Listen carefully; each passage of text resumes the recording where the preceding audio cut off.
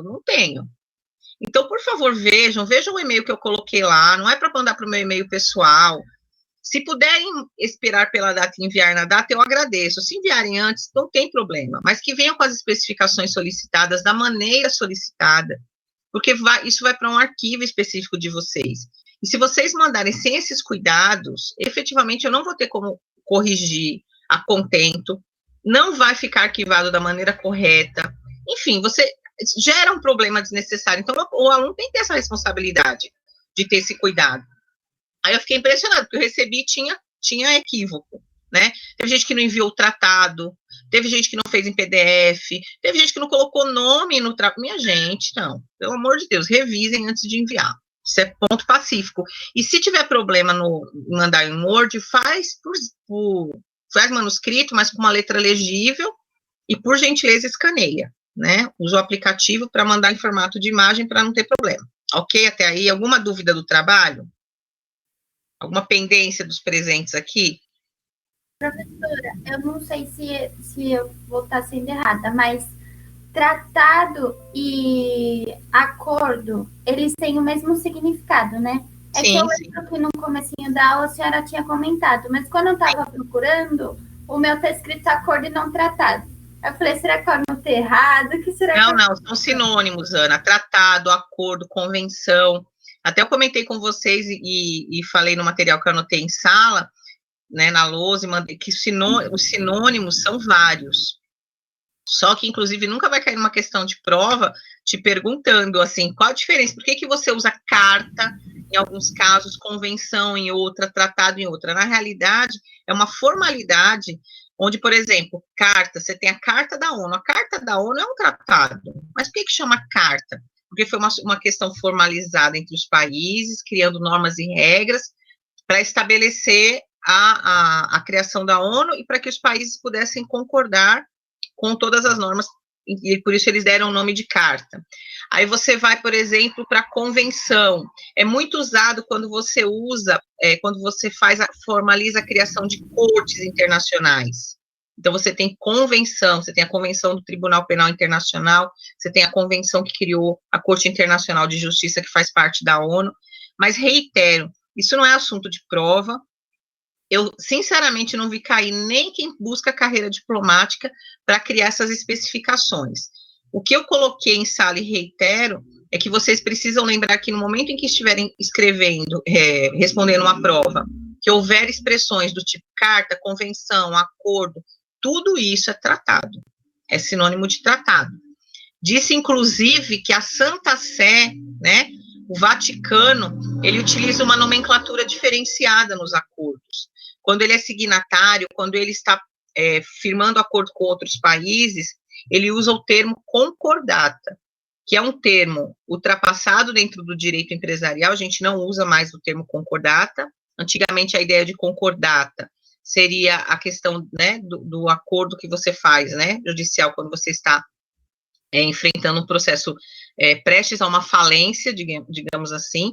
Hoje em dia você não tem mais esse termo no direito empresarial, mas no direito internacional esse termo existe, só que ele é vinculado aos acordos, tratados, firmados pela Santa Sé, entendeu? Então tudo isso faz parte.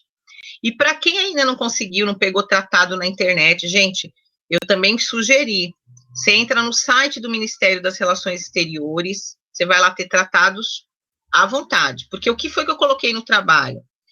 Utilizem como referência tratado em que o Brasil permanece signatário, né? Então, você vai ter no Ministério das Relações Exteriores lá essa lista bem atualizadinha. Eu sugeri para vocês. Perfeito? Respondi sua pergunta, Ana? Respondeu sim, Pro. Eu acabei achando o meu pelo site da Concórdia, sabe? Sim, sim. Ele me deu vários atualizados. Aí eu procurei um que tivesse com a data em vigência ainda. Perfeito. Muitos tratados, gente, são assinados há muitos e muitos e muitos anos e continuam valendo, tá? Tratado não é aquela coisa que começa, porque vocês aprenderam em sala que o trâmite, ele é longo. Os países concordam no primeiro momento, depois eles voltam para os seus países para cumprir os rituais específicos. E a gente sabe que aqui no Brasil, por exemplo, tem que passar por um processo de análise do Congresso e tudo mais. Então, não é qualquer coisa, falar, vamos pôr fim ao tratado. Acabou, não. Os tratados têm uma tendência a longo e longuíssimo prazo. Se você pega a Convenção de Viena sobre o Direito dos Tratados, que começa a ser discutida lá na década de 60, 64, você vai ter o Brasil conseguindo formalizar todo esse procedimento muitos anos depois, e até hoje continua sendo o tratado internacional que versa sobre tudo que diz respeito aos tratados, é uma norma que regula os tratados internacionais, e o Brasil é signatário. Não sugiro essa como exemplo para o trabalho de vocês, porque são inúmeros os países que fazem parte dessa convenção. Mas caso alguém queira usá-la como referência, não precisa colocar todos os países, coloca uns 5, inclusive o Brasil, e aí diz que há outros, quantifica, porque tem, tipo, 100 e poucos países que integram, é muita gente, tá? Carolina está digitando, pode digitar, Carolina. Então, vamos só, eu vou abrir aqui, e a gente começou ONU.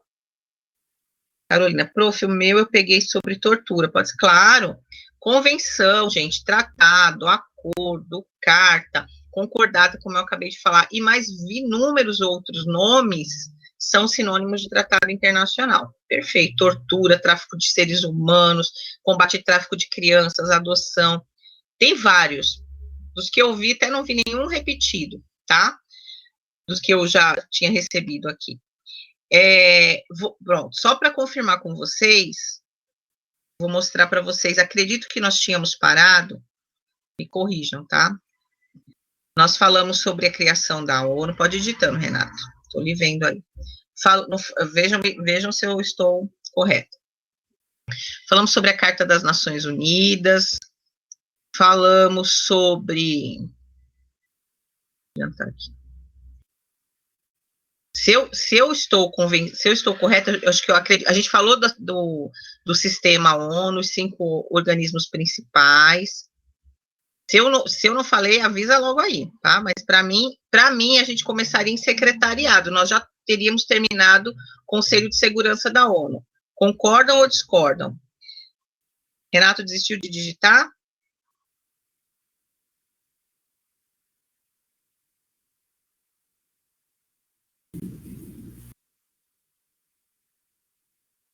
Pronto. Oi, pode falar. Ficou mudo, Ana? Não, né? Deixa a Renata e Robson digitar. Concordo. Professora, você me ouve? Estou ouvindo você agora, Ana. Ah, então tá. É que travou para mim. A senhora tá certa, a gente parou exatamente nessa parte da secretaria. Tá, perfeito. Obrigada por me ajudar. Deixa eu ver o que o Renato está precisando aqui. Quando uma nação toma, ou como vou dizer, interfere na ida de equipamento para outro país, isso não interfere nesse acordo? Explica melhor, Renata, essa lógica aí que você está falando. Você lê o quê? Porque quando você fala assim, interfere o quê? Impede que tipo assim, a Venezuela não quis... vai, diz aí o teu exemplo, para eu entender melhor o que você está falando.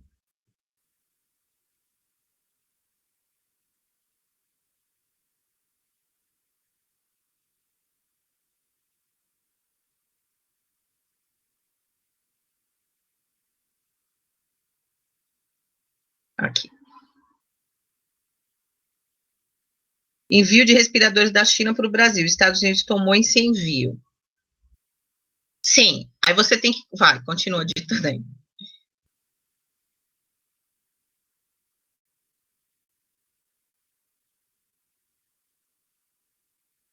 Tá, vamos lá.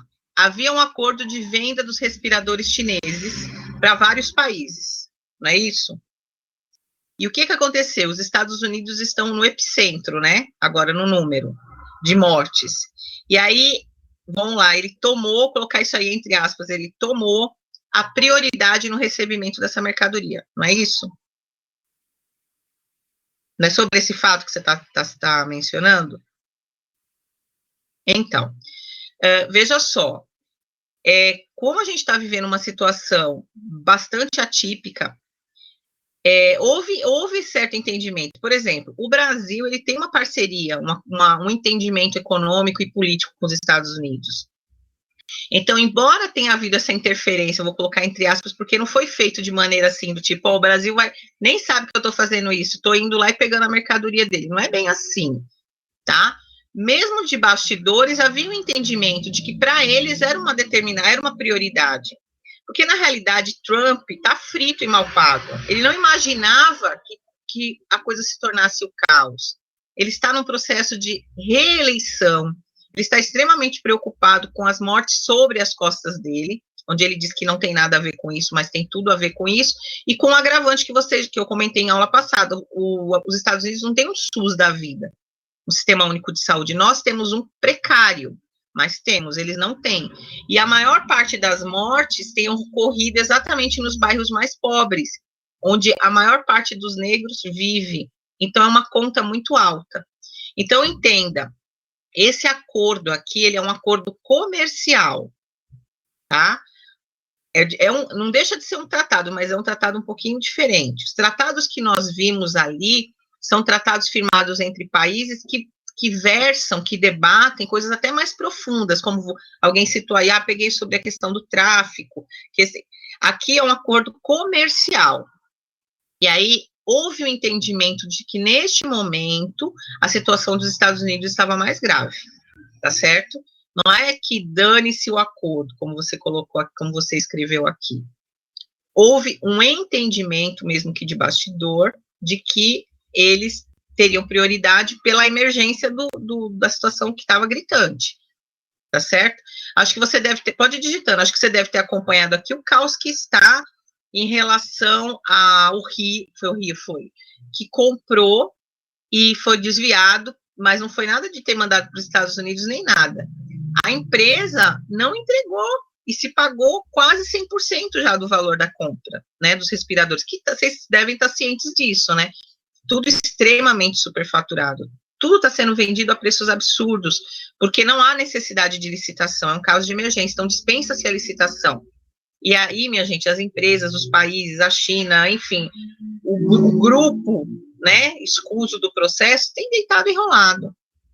Os valores que estão sendo investidos nessa questão da pandemia são gritantes, são alarmantes, é um rombo no cofre. Só que tem que fazer, né? O Estado ele não pode ser omisso, mas a conta está muito mais elevada do que poderia estar, lamentavelmente, né? Porque as pessoas, as empresas, quem tem, enfim, a máquina, ele não pensa nisso, ele não pensa que ele pode vender o respirador dele pelo valor que efetivamente ele já vendia.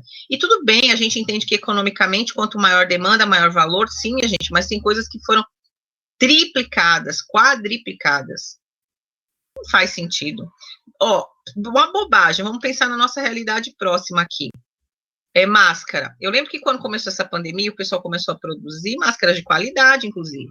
R$2, R$2,50, R$3. Começa a andar e ver o pessoal vendendo 5. Eu já vi gente vendendo a R$10 uma máscara. Que inflação foi essa, entende? Mas é isso.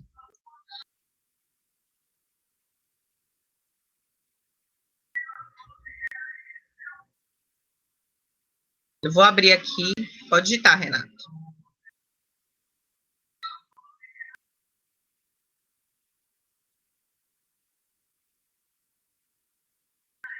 Se quiser falar igual o Robson fala, gente, fica à vontade também, tá? Não precisa ficar só digitando, não. Enquanto o Renato digita, então vejam, nós estamos com o secretariado-geral, né? Secretariado-geral, lembrando, é um dos órgãos, dos principais órgãos da ONU, né? Nós vimos que a ONU ela foi criada com 6 órgãos, hoje um deles, ele não precisou mais continuar, porque tratava exatamente de apoiar as nações que estavam em processos de independência. Então, a última foi o Palau, e aí, depois disso, não precisou mais continuar. Está digitando ainda. Então, vamos lá. O que no metro é 3 por 5, mas na mão do vendedor estava tão suja que tinha Covid. Enfim, mas o pessoal inflacionou muita coisa. Gente, mercadinho de bairro. E aí, olha, só para fechar mesmo, cabe um protesto que eu acho que cada cidadão tem de fazer. Onde eu moro mesmo, tem um que ele tem uma demanda maior, e ele manteve. Eu raramente vi uma diferença. Ele é um precinho mais caro do que um atacadão da vida, mas ele manteve a lógica. Tem outro que ele super, hiper inflacionou. Então, ou seja, é o tipo de local que eu já nem ia. E agora que eu não vou mesmo, sabe? Porque eu repudio esse tipo de coisa. R$ 5. Ah, tá, 5. É verdade. No metrô, entendi, no metrô. No metrô 3 por 5. Mas na mão do vendedor estava tão suja que tinha Covid. Entendi agora. Bom, gente, vamos lá então. Então, o secretariado-geral, ele vai cuidar das políticas. A ONU, quando ela se reúne anualmente, no final do ano, eles decidem uma série de coisas na pauta para que sejam implementadas políticas, ações, o que está pegando mais no mundo, qual é o assunto mais proeminente, é meio ambiente, é a questão dos refugiados, é agora a questão dessa pandemia, enfim. A partir disso, eles definem ações. E quem administra esses programas e políticas é exatamente o secretário-geral, tá? Hoje, a gente tem esse aqui do lado direito, que é o Antônio Guterres, ele veio até 2021, ele é um português, tá certo? E nós tínhamos o Kim Moon aqui, que é um sul-coreano, e ele não fez digamos assim, uma atuação tão expressiva, tá? Já o Guterres, coitado, pegou bomba, chiando, muitas guerras, conflitos no Oriente, e agora essa questão da pandemia, então, conflitos entre Estados Unidos e China, ele pegou uma bomba chiando, digamos assim, tá?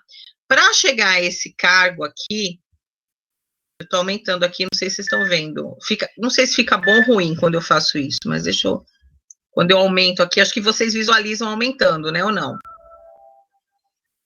Visualizam, né? Maior normal, professor, tá normal. Para vocês não tem nada a ver, né? Só aumenta para mim, então, né? Só corta um pedaço, só corta a parte escrita, né?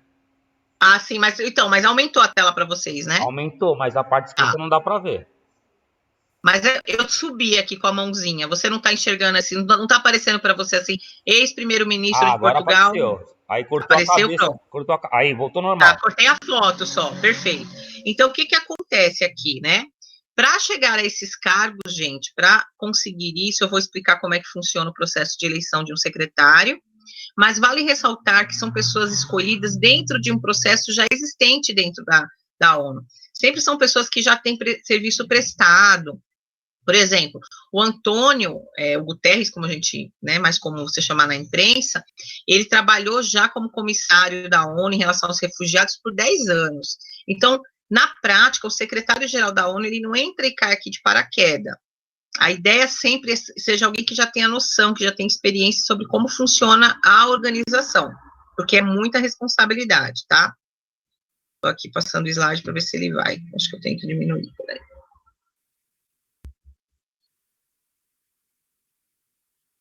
Carregando. Eu acho. Bom, enquanto carrega, deixa eu explicar. Como é que funciona na prática? O Conselho de Segurança da ONU, formado por quantos países? Quem lembra aí? Numericamente?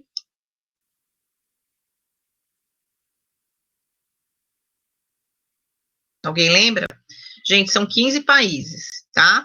Lembrando que desses 15 países que formam o Conselho de Segurança da ONU, 5 são em caráter permanente e 10 em caráter rotativo, com mandato de 2 anos. Para que alguém venha a ser eleito como secretário-geral da ONU, para você ter ideia, primeiro, ele tem de ser recomendado pelo Conselho de Segurança. Quem nomeia, né, quem vota efetivamente, quem nomeia é a Assembleia Geral da ONU, a maior instância deliberativa, onde cada um dos 193 países tem direito a um voto. Vocês estão me ouvindo, gente? De repente ficou estranho aqui o áudio. Estão ouvindo? Robson, ok. Então, veja só, cada país, como é que funciona para estar na Assembleia Geral? Eles nomeiam, eles elegem, escolhem, vamos dizer assim, cada país. Até 5 representantes, é o normal cada um indicar 5 mesmo, para que um desses 5, possa estar nas Assembleias Gerais da ONU e possam votar.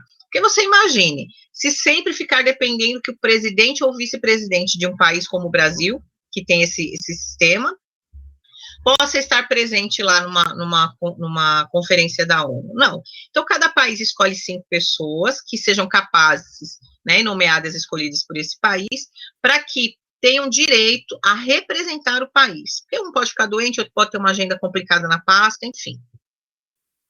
Mas cada país só tem direito a um voto na Assembleia Geral, tá? Cada país escolhe 5 representantes, mas tem direito a um voto. Então, como é que funciona a escolha do secretário? Primeiro, o Conselho de Segurança é quem recomenda o candidato. Veja, primeiro passa pelo Conselho de Segurança. É como a gente vê essa questão de um ministro. O ministro, ele é escolhido pelo presidente, passa por uma sabatina no Congresso. Você sabe que, geralmente, quando vai para a sabatina, não é rejeitado. Ele pode não passar pela aceitação total, ele pode ter alguns desgastes. Quando você vê que tem alguma resistência do Congresso, começam as conversas de bastidores. Mas o presidente nomeou, a tendência é o Congresso chancelar. A mesma coisa acontece aqui. Então, o Conselho de Segurança, ele recomenda esse candidato. Vale ressaltar que não existe na Carta da ONU dizendo que o Conselho só pode recomendar um candidato. O Conselho pode recomendar mais de um, mas até hoje nunca aconteceu. Por quê? Porque para que essa pessoa possa ser recomendada para ser secretário, ele precisa obter os 5 votos dos países permanentes do Conselho de Segurança. Ele não pode ter nenhum país permanente que diga assim, olha, eu não quero você. Porque se um país permanente disser que não quer, ele está exercendo o direito a veto. Então, esquece, não tem chance. Então, essa pessoa precisa dos 5 permanentes e precisa obter mais 4 entre os que não são permanentes. Quantos não são permanentes? 10. 10 são rotativos. Então, ele precisa de 4 votos ali. Então, ele precisa de, no mínimo, 9 votos, sendo que 5 são dos permanentes, para poder ser avaliado, para poder ser submetido à Assembleia Geral. Então, a Assembleia Geral, efetivamente, nomeia. Só que ela nomeia mediante a recomendação do Conselho de Segurança da ONU. Certo? Entenderam como é que funciona o processo? Aqui embaixo eu só estou explicando como é que funciona, mas vocês entenderam? Ok? Está tão lento para carregar. Deixa eu diminuir aqui. Não sei se é isso que me faz nomear. Pode digitar, Robson. Mas tá devagar, viu, professora? Tá devagar, né? Tá meio que Mas vocês estão me travando. ouvindo ou tá com delay? Não, tá dando para ouvir sim, normal. Tá, se tiver ruído ou delay, eu fecho, porque pelo menos foi essa orientação que eu tive. Quando ficar pesado e complicado, fecha a web e vai só no áudio. Não, mas tá tudo de boa e eu tô gravando também. Tem um pessoal que caiu, igual a Ana. Ela me chamou no privado, é que ela saiu e não tá conseguindo voltar. Mas eu tô gravando aqui. Tá. Bom, então, vamos... Eu não sei por quê. Deixa eu... Bom, já que vocês me escutam, deixa eu fazer um sisteminha diferente. Tá me escutando, né, Robson? Eu vou deixar sem passar o... Tá me escutando? Sim, normal, professora, tá. Normal. Eu vou deixar só o áudio... Tá preso aí a imagem, mas não tem problema não.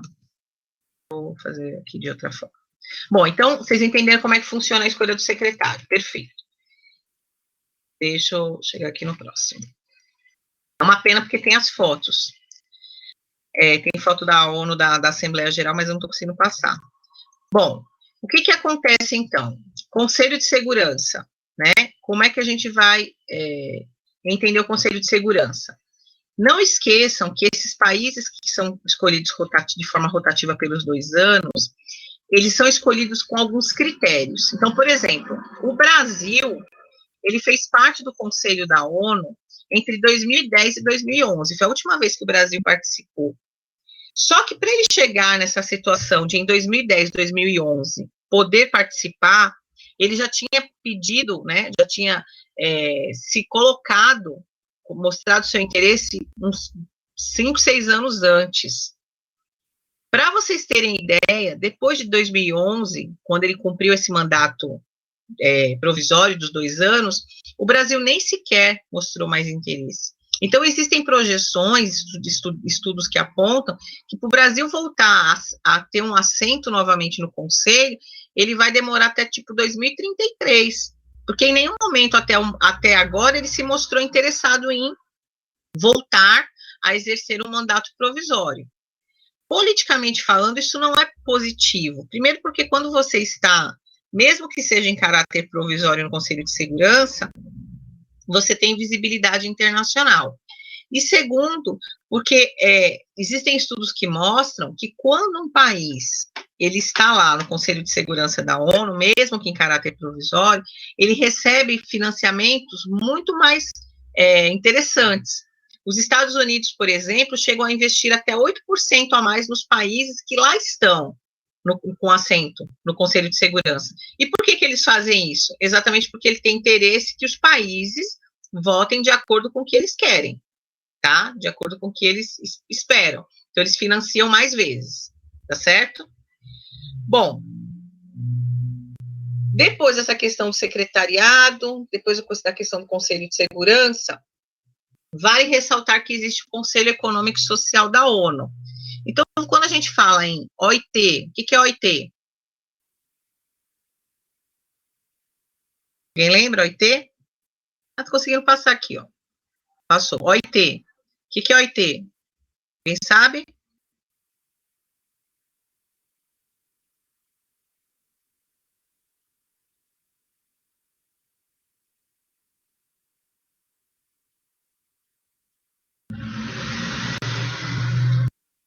Diz aí, Reginaldo. Organização Internacional do Trabalho, muito bem. Então, quando você fala em OIT, a FAO, que cuida da parte de alimentação, a Unesco, o Banco Mundial, quando você fala dessas organizações, são organizações que integram esse Conselho Econômico e Social. Então, todas as vezes que você tem que trabalhar com a lógica de empréstimos, de ações de desenvolvimento para esses países, é esse Conselho Econômico e Social que vai cuidar, tá? Deixa eu abrir aqui para vocês. E quando a gente fala em ONU, então eu separei algumas ações que a ONU realiza no mundo, inclusive no Brasil, para que vocês tenham ideia. Por exemplo, aquele Criança Esperança, vira e mexe, causa polêmica com a Globo.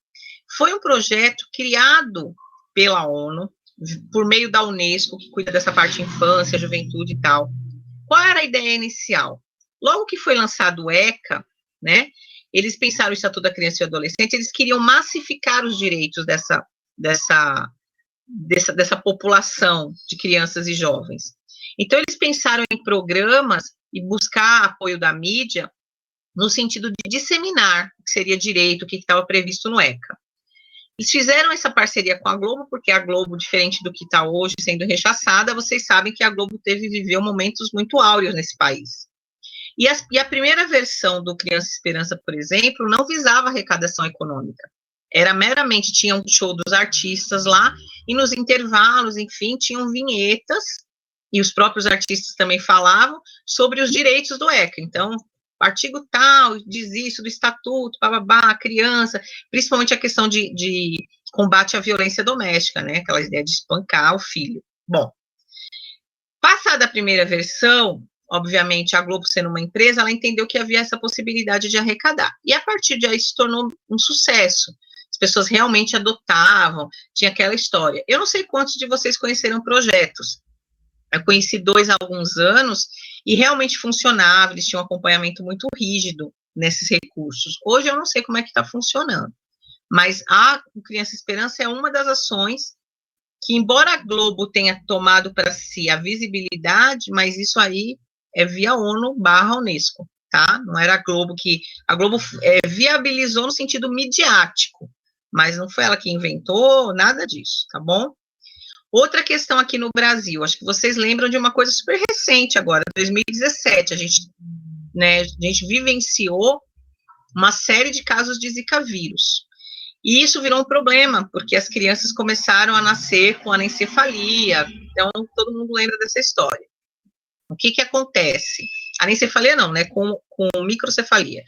Anencefalia é quando você não tem o cérebro, microcefalia.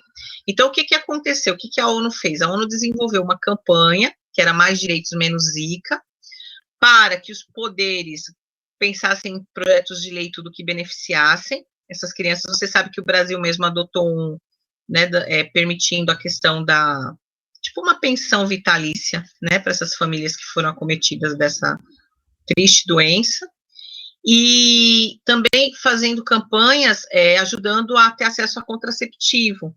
Não sei se vocês tiveram alguém conhecido que naquela época estava pensando em engravidar, desistiu, teve gente que ficou com muito medo porque já estava grávida, então isso aí tem a ver também, teve esse apoio da ONU aqui em relação ao Brasil, tá? Estou querendo mostrar para vocês que há críticas à ONU, mas a ONU tem ações importantes. Em relação ao mundo, por exemplo, tem todo um processo de busca de resolução de conflitos no Iêmen. Então, aqui, a ONU conseguiu fazer, deixa eu até aumentar aqui, a ONU conseguiu fazer um cessar-fogo nessa região, uma região que vive em guerra civil desde 2015, gente, muitos problemas, alimentos, medicamentos, uma série de coisas, que foram várias doações de vários países trancafiados em armazéns, porque existe uma briga entre o governo e uma oposição lá. Então, desde 2015, então muita gente já morreu, mas a ONU conseguiu abrir esses armazéns, conseguiu fazer um acordo de cessar-fogo em 2018, e agora no comecinho de 2019, no ano passado, ela conseguiu, junto aos 193 países que integram a ONU, levantar recursos para ajudar essa população aqui. E eles conseguiram levantar 2,6 bilhões de dólares entre os Estados-membros para ajudar. Pode falar, Ana. Quer falar alguma coisa? Não, tá travado o meu microfone, eu não tô conseguindo desligar. Não, tudo bem. Bom, então a gente tem isso aqui, ou seja, mostrando para vocês, reitero, que a ONU tem ações no mundo e tem ações no Brasil. E aí, enquanto carrega aqui, que está demorando, mas uma ação super recente, carregou aqui, é em relação ao Covid. Eu comentei com vocês na nossa última aula que os Estados Unidos, né, cortaram, mais do que suspenderam, cortaram os recursos encaminhados para a OMS, existe uma questão política aí muito séria. Os Estados Unidos eram os maiores financiadores da OMS, assim como são os maiores financiadores da ONU. E o que aconteceu, então? Houve um acordo entre os países que integram a ONU, eles criaram um fundo de resposta à Covid-19, e vem sendo uma campanha bastante diferenciada, inédita até no formato. O Google, o Facebook, tem uma série de redes sociais aí, empresas apoiando e permitindo que pessoas e empresas, PJ, pessoas civis, comuns, enfim, possam doar recursos para essa campanha. Aí eu até deixei um site aqui, caso vocês tenham interesse em ver, mas fazendo uma campanha pró-combate ao Covid-19. A ONU está capitaneando esse processo, e, no caso, obviamente, junto com a Organização Mundial de Saúde, tá certo? Então, eu reitero, existem ações, sim, e ações bem interessantes. Mas as críticas na questão política, as críticas no fato de a ONU ter os Estados Unidos, ter os 5 países que integram o Conselho de Segurança em caráter permanente, e essas pessoas terem direito a veto, então tudo isso há críticas, sim, tá? Nós vamos ter aula futura sobre as cortes internacionais, mas eu incluí a Corte Internacional de Justiça aqui porque ela é um órgão da ONU. Então, Corte Internacional de Justiça, que é a mesma coisa que a abreviação dela, CIJ, que é também conhecida como Corte de Haia, porque fica lá na Holanda, tá? Então, são sinônimos. O que no momento vocês precisam saber em relação à Corte Internacional de Justiça? Primeiro que ela é um órgão da Organização das Nações Unidas, da ONU, tá? Ela foi criada um ano depois da ONU, 1946, tá? E como é que ela funciona? Ela é formada por 15 juízes do mundo inteiro. Um juiz, quando ele é escolhido para fazer parte da Corte Internacional de Justiça, ele não está ali representando o país. Nós temos brasileiro lá, temos e já tivemos, mas ele não está ali representando o Brasil na Corte Internacional de Justiça. Entendem? Essa nacionalidade, ela tem que ficar desvinculada. Ele está ali porque ele tem reputação ilibada, ele é realmente uma pessoa preparada para defender os interesses internacionais, e não os interesses do país que ele representa, perfeito? Ela é formada, gente, por 15 juízes. Agora sim, genialmente, a forma como essas pessoas podem permanecer lá. Para vocês terem ideia, o mandato de um juiz que chegue aqui é de 9 anos, e ele pode ser reconduzido, reeleito por mais 2 mandatos. Então, o juiz que chega nesse patamar, ele tem a chance de permanecer 27 anos na Corte Internacional de Justiça. Você imagina enfim, a vida, né? A sua carreira, digamos assim. No Brasil, nós tivemos bons representantes, e reitero, temos lá hoje também. O primeiro, mas isso não é questão de prova, conhecimento, tá? Somente conhecimento. Rui Barbosa deveria ter sido o primeiro magistrado da Corte Internacional de Justiça. Ele foi eleito para isso, de 21 a 30. Só que ele faleceu em 23, então ele não participou de nada, inclusive, da Corte. Reitero, ele foi eleito, mas como ele morreu pouco tempo depois, não tinha havido nenhuma reunião no sentido de votação, de deliberação da CIJ nesse período, e ele morreu, ok? Aí ele foi substituído por Epitácio Pessoa. Só que Epitácio Pessoa, no caso, ele foi presidente da República no Brasil. E aí ele optou por primeiro cumprir o mandato de da presidência do Brasil, para depois assumir a cadeira na CIJ. Então, nesse ínterim, aí foi escolhido um outro juiz chamado Filadelfo de Azevedo, que efetivamente esse Filadelfo é quem assume, de fato, não só de direito, a Corte Internacional de Justiça. Aí você tem outros, Levi, Câmara, tudo mais. Esses 2 últimos eu dou destaque, repito, não é questão de prova, apenas para conhecimento. O José Francisco Rezec, que é autor de livro, um dos livros que eu mandei para vocês é dele, e o Antônio Augusto Cansado Trindade, que continua até hoje, tá? Ele está desde 2009 lá, e ele continua. Então, para vocês saberem que o Brasil efetivamente está lá representado. Mas o mandato é bem interessante. Então, aqui, só para vocês saberem, ó, essas eleições ocorrem a cada 3 anos, porque ela é uma reeleição proporcional. Geralmente, aqueles que já estão no fim do mandato, dos 9 anos, porque eu reitero que podem ser 3 mandatos de 9 anos cada, que dá 27 anos, eles acabam concorrendo à reeleição, e geralmente são reeleitos, tá certo? Ok, tranquilo até aí? Tranquilo? Bom, só o Robson que responde. Obrigada, Robson. Bom, vamos lá. Em relação à ONU, gente, custos da ONU. A ONU custa caro, tá?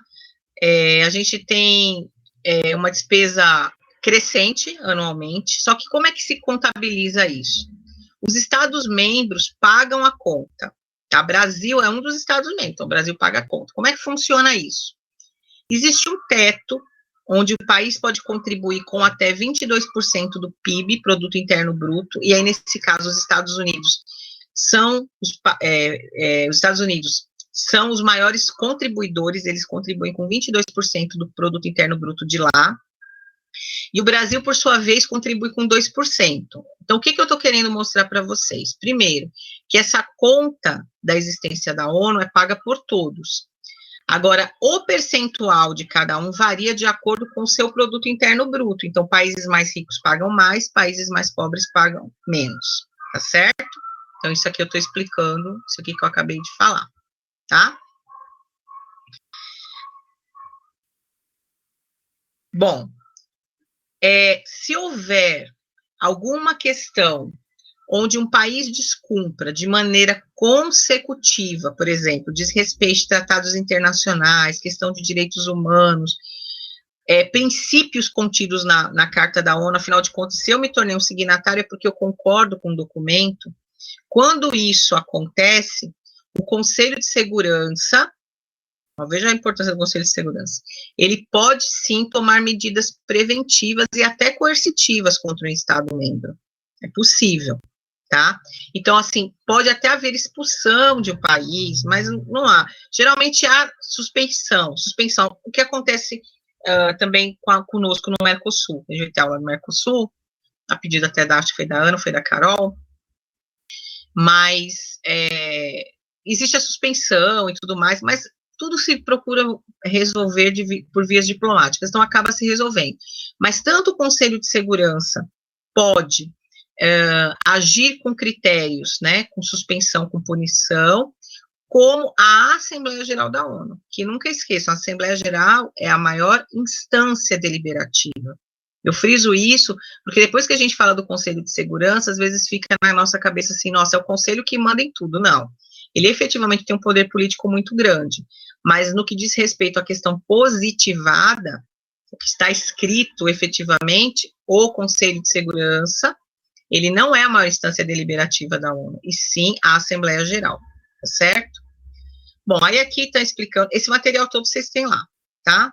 Tá só explicando. Sim, dizer para vocês que as medidas importantes que devem ser adotadas em Assembleia Geral, assuntos importantes, por exemplo, votação do orçamento, se um país membro vai receber alguma suspensão ou expulsão, precisa de 2/3, tá? Porque as votações importantes precisam de um quórum de 2/3 para conseguir ser aprovado.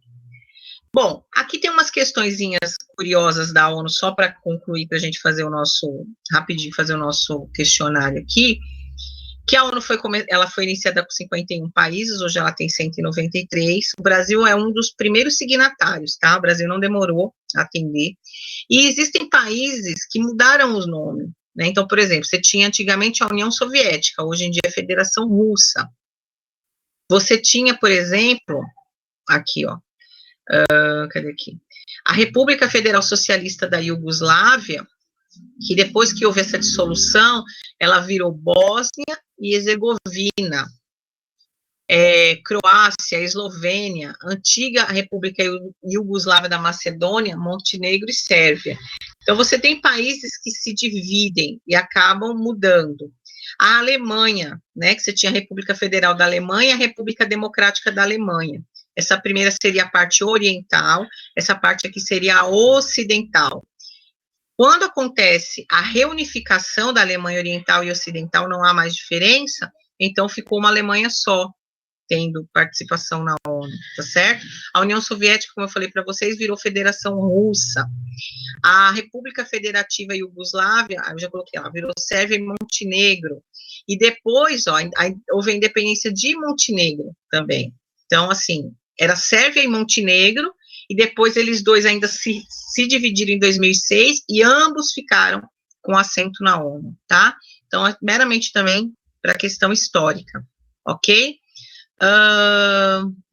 Deixa eu ver o que mais que é importante dizer para vocês aqui. Falar que, por exemplo, em relação às metas do milênio, que eu disse para vocês na aula anterior, o Brasil, por exemplo, né, agora não, porque agora com o Covid tudo vai mudar, as exigências. Mas para vocês terem ideia, o Brasil tinha uma série de metas a cumprir até o ano que vem. E existia um déficit muito grande do Brasil, tá? Não só do Brasil, dos vários países, porque existe um monitoramento. Quando se estabelecem metas na ONU, existe um monitoramento para ver como os países estão cumprindo.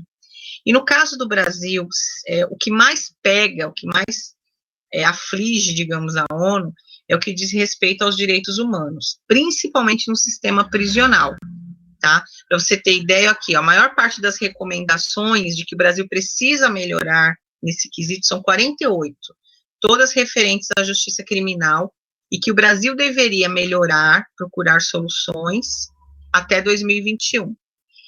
Aqui eu faço um parênteses também para dizer, gente, que o pacote anticrime, que vocês devem ter estudado alguma coisa já, porque ele é super recente, né, finalzinho de dezembro, com essa questão do juiz de garantia, tudo isso, vai contar de forma positiva, tá, nesse critério em relação ao Brasil. E aí o Brasil tem problema ainda com indígenas, tem problema com a questão de igualdade de gênero, as mulheres continuam ganhando pouco, ainda sofrem violência doméstica, tá?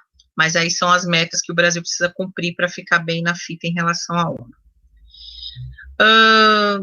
E por fim, mostrar para vocês essas agências, que são agências especializadas. Então, você tem a Unicef, a Acnur.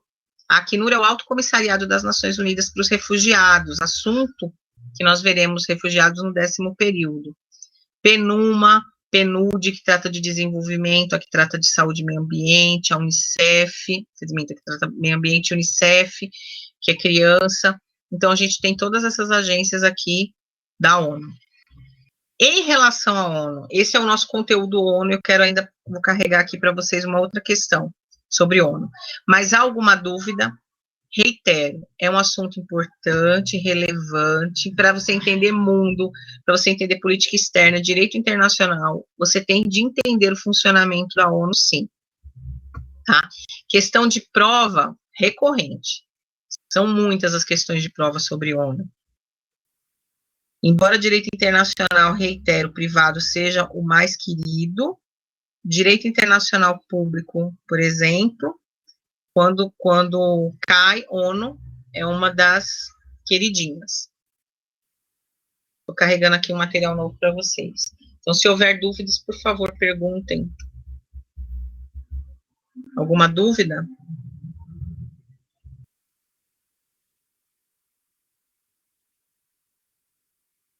Uma outra coisa que... Vai, Robson, digita aí. Vou fazer um outro comentário.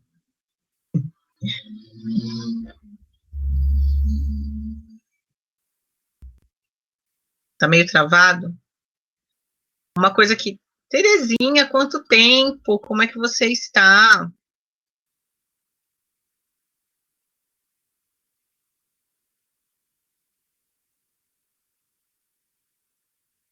A Terezinha digita uma coisa que eu percebo nitidamente, né? A questão da aula virtual, você tem um time. Se na aula presencial você já tem um time de concentração, na virtual parece que esse time reduz. Minha net está péssima, professora. Entendo. Porque você tem as dificuldades operacionais, tá? Não é todo mundo que vai contar com a internet banda larga, lá, em casa. Às vezes você vai ter que usar o notebook, dá problema, você vai usar o celular é limitado. Que bom, Terezinha. Então, você tem milhões de limitações. O que acontece? Tem um timing. O fato de a gente ter, por exemplo, 2 aulas seguidas, mesmo com um intervalinho de 10 minutos, mas tudo isso ser virtual, onde vocês estão aí sentados no sofá ou deitados na cama, meu amigo, vai dando, né, vai acendendo a luz amarela. Então, assim, é lamentável, né? Por isso que você tem que ter um esforço. Assistir aula virtual, por exemplo, deitado e tal, tende a piorar a sua absorção.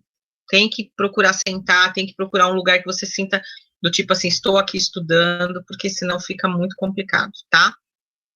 Mas eu gostaria de encerrar a aula, estão estudando no mesmo horário, Terezinha, é um desafio, verdade, tem muita gente que está com os filhos ou netos estudando e precisando do notebook na mesma hora que você, e a prioridade é óbvio que vai ser deles, porque para eles é um mundo tudo novo e você precisa que eles se sintam estimulados a estudar, e você vai tentar correr atrás de outra forma. Daí o porquê que gravar na plataforma é fundamental, que se resolva isso. Bom, então o que eu gostaria de fazer com vocês, já que vocês estão dizendo que não tem aula, ou não tem dúvida, eu gostaria só de respondermos e já resolvermos aqui mesmo algumas questões que eu separei para vocês em relação à ONU, tá? E que eu possa fazer alguns comentários sobre elas. Então, vamos começar aqui, a primeira questão, e aí vocês digitam o que vocês entendem se é certo, se é errado, se é verdadeiro ou falso, enfim. O Conselho de Segurança da ONU, principal órgão dessa entidade, é o único que pode determinar a aplicação de sanções? Verdadeiro ou falso? A ou B? O que vocês me respondem? Vamos testar aí o conhecimento de vocês sobre o assunto. Terezinha, é um grande desafio, concordo com você. Podem digitar, tá? Por favor.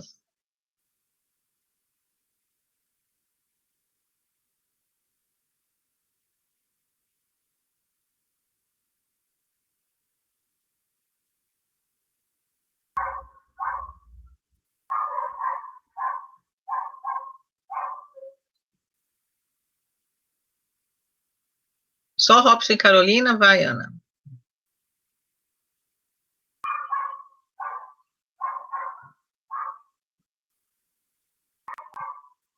Só vocês, Reginaldo, Gabriela, mais alguém? Terezinha, Sara? Mais alguém? A presença é só assim, eu entro na sala virtual e largo, né? Que rolar, rolou, mas vamos lá. Gente, é o seguinte, é falso.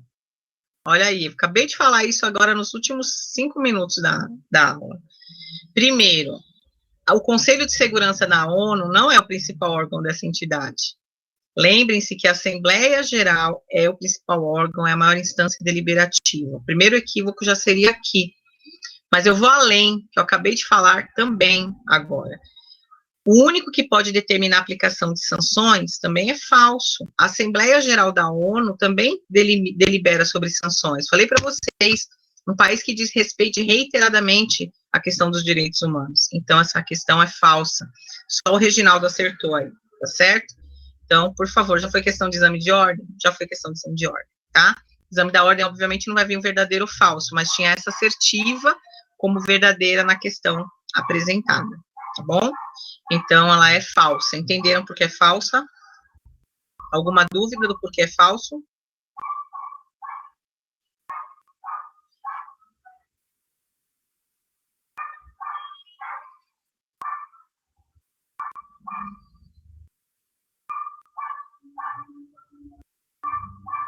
Eu tô falando e esperando ver se vocês me respondem, tá? Tudo tranquilo aí? Entenderam por que é falso? Quem não acertou entendeu por que é a alternativa B? A demora, viu, professora, de enviar quando a gente digita. Tá tendo delay na digitação. A digitação, né? Isso. E agora, mas então, agora quem tá quiser abrir o tela. microfone para falar, pode abrir, mas pronto, Robson, você foi um dos... Pronto, você entendeu por que não é certa a questão? Sim, na verdade eu tinha respondido o primeiro B, né? Eu não sei de onde Você mudou. aí eu mudei. Burro. Não, tem a de burro, é só prestar atenção, tá? Sim. Tem 2 erros aí graves nessa questão. Bom, se alguém quiser falar igual o Robson tá falando, sugestão, porque a ideia é que vocês participassem aqui, eu quero ver o que vocês absorveram do conteúdo. Tá com delay a digitação. Eu tô vendo múltiplos aí, deixa subirem os múltiplos aí, pra gente ir pra segunda questão. Tá, Reginaldo... O cachorrinho quer passear, professora. Tadinho do bichinho. Não entendi. O cachorrinho quer passear, coitado. Tá preso. Ai, meu Deus. Calma, a gente já tá terminando. Não, eu tô falando da senhora aí que tá latindo atrás. Ah, lá não é meu não, é lá na rua. Ah, desculpa. Não é meu não. Eu não tenho nenhum animal em casa. Gente, vejam 2 aí. Eu passo o dia na rua. Você acha que eu vou ter bichinho? Eu tenho um dó. Tem gente que larga o cachorro em casa, o gato em casa. Eu acho... Gato ainda é mais independente, mas eu acho um tanto injusto. Eu não tenho bichinho em casa, não. O meu tá deitado. Vê o 2 aí.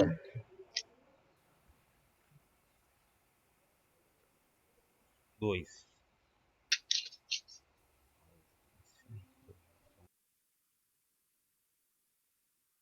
Meu microfone travou, né? Tá. Tá travando para enviar também. Mas vamos buscar e ver se a gente resolve. Acho que são 4 ou 5 perguntas só. Para a gente testar aí. São questões, reitero, retiradas de exame de ordem. Algumas estão até na íntegra, outras eu adaptei, mas tudo de exame da OAB. O que vocês acham que é a 2? Será que se eu fechar aqui, melhora essa web? Vou só para a gente poder fazer as questões. Deixa eu ver se eu saio aqui e melhora. Não sei se funciona.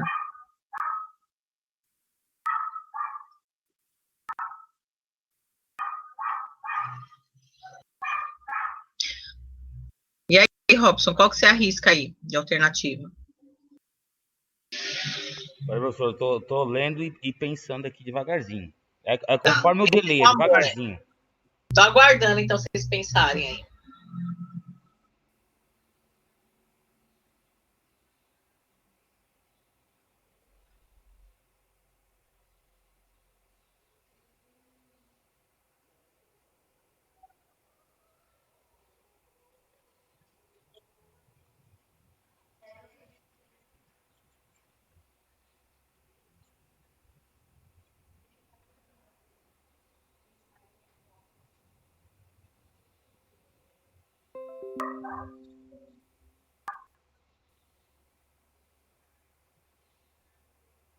Nossa, a senhora falou da ONU, apareceu a pergunta da ONU, apareceu uma mensagem da ONU no meu computador.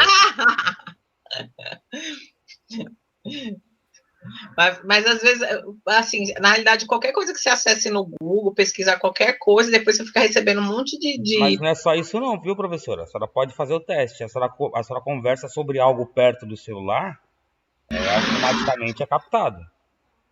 Eu acho que, na realidade, nós estamos sendo, né, essa privacidade nossa isso já foi para o espaço, tem tá que ser faz tempo. repensada, viu? Porque o tempo todo a gente sabe que não funciona assim. Eu vou Mas e aí, Robson? Você é o único que está interagindo comigo. Eu não sei se os demais não estão por estar travado ou se não responderam. Se você quiser arriscar, você fala, eu já comento. Não fique preocupado com acertar ou errar. Sim. Porque aí você tira a sua dúvida, os demais escutam a explicação. Porque eu não sei, porque o pessoal não está nem. Eu vou na A, professora. Eu acho que eles se oporem às políticas de pacificação aprendidas pela ONU. Empreendidas, aliás. Tá, vamos então entender aqui. Não é a letra A. É em relação à questão da guerra. Vamos lá, Reginaldo A. Não é A, viu, Reginaldo? Mesma coisa que o Robson falou. Veja só, lembra que eu falei para vocês? O que aconteceu? Por que os 5 países foram escolhidos para ser membros do Conselho de Segurança? Por que Estados Unidos, a antiga União Soviética, que hoje é a Federação Russa, a China, o Reino Unido e a França fazem parte do Conselho de Segurança em caráter permanente? Porque são países vencedores da Segunda Guerra Mundial, tá? São vencedores. Eu expliquei para vocês na aula passada que a China era a exceção. A China não é que a China venceu, mas estrategicamente falando, a China foi importante ser colocada porque geograficamente ela poderia fazer frente ao Japão. Já Japão e Alemanha, eles não foram vencedores da guerra, eles lutaram no sentido contrário, eles formavam o eixo, que era contra os Estados Unidos, contra esse povo que ganhou. Então, por que, eles são, a ausência, por que Japão e Alemanha não são membros permanentes? Porque eles perderam. Então, aqui, eles terem sido países derrotados na Segunda Guerra Mundial, letra B. Se opor à política de pacificação empreendida pela ONU? Não, porque vejam, por que essa alternativa estaria errada? Mesmo que hoje isso fosse uma verdade, o que não é fato, eles inclusive integram, né, o Conselho, a ONU. Então, no momento que eles integram a ONU, eles têm que concordar com as políticas de pacificação. Vocês têm que lembrar que o Conselho de Segurança da ONU foi criado junto com a ONU. Então, quem ficou dentro ou quem ficou fora foi uma decisão já tomada ali, e não nada em relação às políticas atuais de pacificação, nada a ver. E volto a dizer, eles fazem parte, são países membros da ONU, então eles concordam sim. A letra B é o gabarito, letra C, responsabilizarem a ONU pela economia atual? Não, a ONU nem tem responsabilidade sobre a economia atual. Terem sido os maiores protagonistas da Guerra Fria? Não. O que foi a Guerra Fria, gente? Foi a guerra entre quem? Estados Unidos e União Soviética. Não tem nada a ver. E se declararem favoráveis à Liga das Nações, antecessora da ONU, também não tem nada a ver. Então, gabarito a letra B. Entenderam, Reginaldo e Robson, porque é B nessa questão 2? Sim, professora, entendi sim. Tá. Vamos para 3, então. Responde a 3, por favor.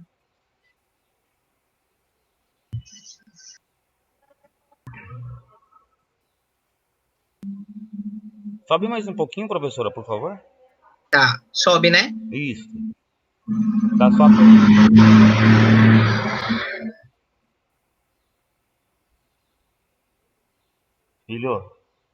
Filho, Igor, acabou sua Oi? aula? Não, professora, meu filho estava tendo aula também. Tá falando aí. Tá. Estava tendo aula online também. Tá. Fala baixo um pouquinho. Tem que subir, professora, não está aparecendo. Tem que subir mais? Sim, não, só está aparecendo só a pergunta. Ué, não tá aparecendo as questões? Não. Pra mim tá enorme aqui. Deixa eu abrir aqui, peraí. E agora? Não tá nem mexendo. Deixa eu Dá abrir. F5, Robson, na tua tela aí. Dá F5, por favor. Eu vou abrir a tela inteira para ver aqui. Isso, abre F5 aí. Atualizando. Não, professora. Mesmo preenchendo a tela inteira, só aparece a pergunta. Sim, mas F5. Coloca F5. F5. Eita, pela, saiu.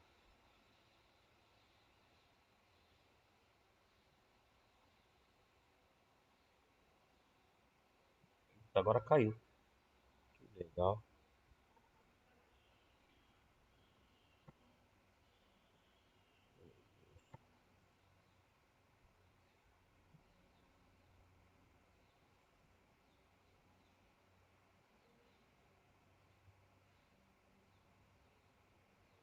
Tá bom.